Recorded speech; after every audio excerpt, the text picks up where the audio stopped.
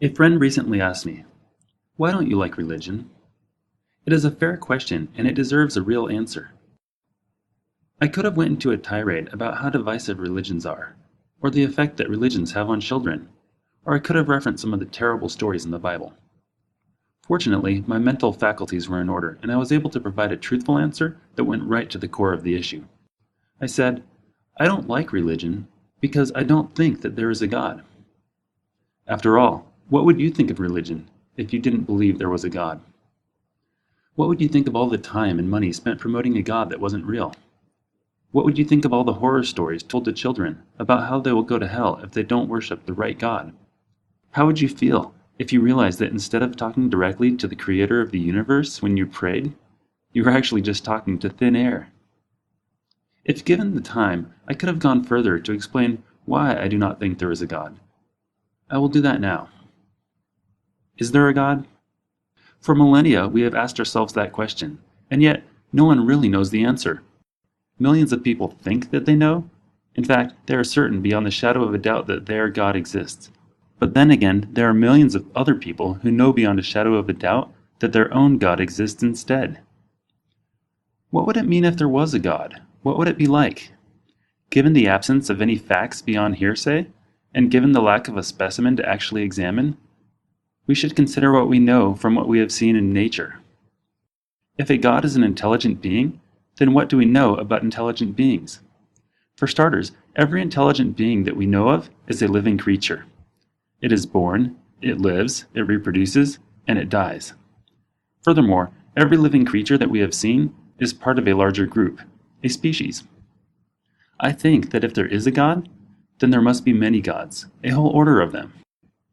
In order to be considered gods, they would have to be so great in their power and in their intelligence that their very nature would be far beyond our understanding. Their ways would seem like magic to us. Their ways would in fact be magic.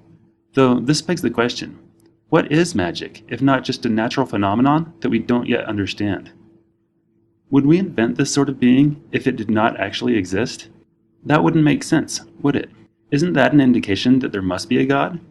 Well, looking into history, we have invented thousands of gods that don't exist. Even modern-day Americans are still inventing gods. But what if these people are all just inventing the same God? What if they are just getting it slightly wrong? That's a great question, and it's also a big problem. Why would a God let all of these people get it wrong? Especially in the case of the most popular modern religions, when getting it wrong means you go to hell for it. To me, it all boils down to one simple thing. Is there a God? If there was, and if he actually cared about humankind, then no one would ever have to ask. The other day, I saw this article in the newspaper. It is a picture of the Pope on his recent visit to Cuba. They say that a picture paints 1,000 words, and this one does not fall short. If anyone ever wanted proof that there is no God, or at least proof that the Catholic God does not exist, then here it is. Right here. The Pope riding around in his armored box. Why would God's holiest representative on earth need to ride around in an armored box? All around us we see evidence like this, things that tell us that we are on our own.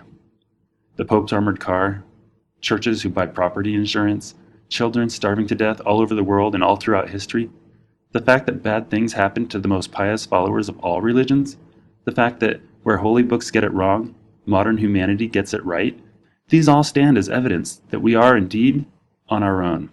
And we've done a damn good job of being on our own. Everything that makes modern life so good, so easy, so entertaining, all comes from us. The farming techniques that enable us all to eat as much as we want, the medical care that allows us to survive heart attacks and live to be 100 years old, the massive amounts of information that is available at our fingertips, the ability to create beautiful music and carry it around with us and listen to it whenever we want. Running water, cars, roads, airplanes, the postal service, personal security, the list is practically endless. Every one of these things comes to us thanks to the efforts of our ancestors, our fellow humans, and ourselves. Is there a God? No one really knows, but one thing is for sure. Either there is no God, or God is hiding. We are on our own. For better.